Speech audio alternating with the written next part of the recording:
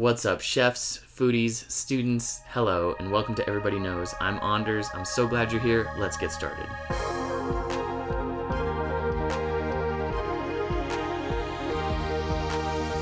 Today we are talking about how we explore and experiment with food aromas, specifically the difference between smells, tastes, flavors, and sensations. Let's get through some kind of boring definitions to see what the general word is on what each of these different things are. First we have smell, which is the faculty or power of perceiving odors or scents by means of the organs in the nose. Next we have taste, which is the sensation of flavor perceived in the mouth and throat on contact with a substance. Flavor is the distinctive taste of a food or drink, while sensation is a physical feeling or perception resulting from something that happens to or comes into contact with the body. End quote. There's clearly a little ambiguity going on here, so let's try to create some boundaries. First, smell and taste can most easily be determined as forms of us perceiving certain compounds or chemicals using those organs in either the nose or the mouth. For example, the smell of a rose can only be perceived by the nose. No other part of the body can do that. Similarly, the taste of sweet can only be perceived by the tongue, and no other part of the body can do that. In fact, the two senses both rely on chemical compounds but are as different from each other than our other senses.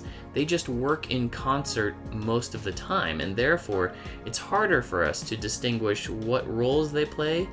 And I have links on the physiology of these systems in the description if you're curious about that. Something called retronasal breathing or smelling is a great exercise to separate the two senses. Let's try it really quickly. All you need is something to eat and a free hand to pinch your nose.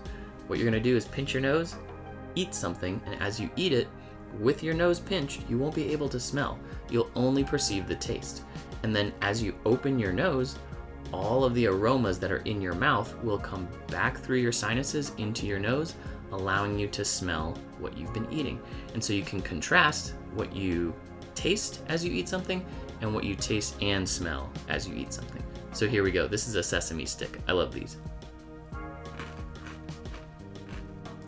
You also have to breathe through your mouth, so it's a little awkward. Definitely some saltiness. Mostly umami, which is savory. And then we open the nose. Wow. Toasty, sesame, grainy, delicious. So that's taste and smell. The term flavor is more muddy, but my interpretation is that flavor is a more holistic combination of taste and smell, as well as other factors like temperature and texture. As the two work in concert, they complement each other and create an emergent perception that neither of them can achieve on their own, which becomes the whole flavor of something.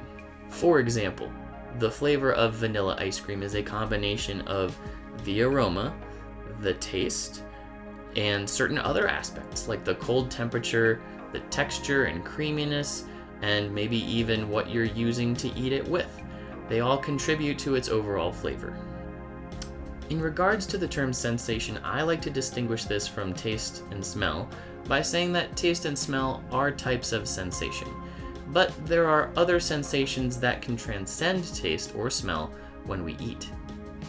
Capsaicin, or spiciness, is a good example, as the tingling or heat effect can be felt or perceived in other areas of the body besides the nose and tongue, so this would be a more general sensation rather than an actual taste or smell, but we definitely perceive it when we eat certain foods.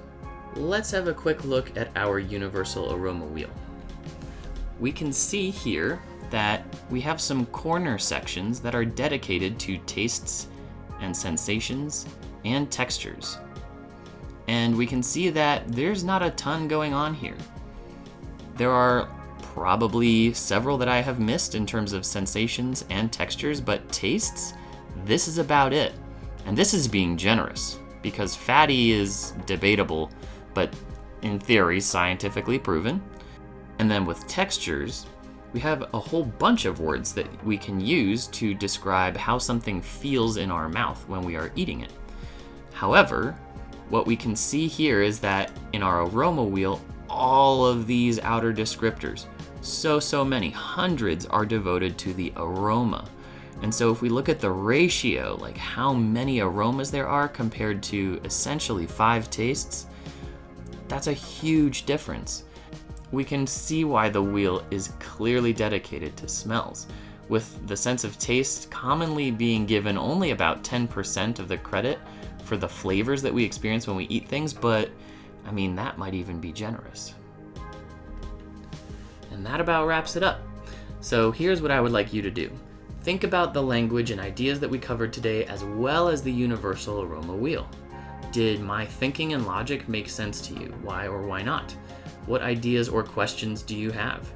I thrive on your feedback, so please go ahead and leave any of the answers to those questions down in the comments, and I will happily read them. I hope this video made sense and got you thinking about these ideas and the universal aroma wheel.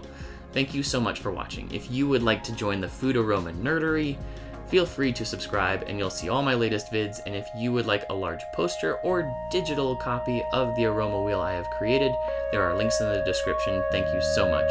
Bye.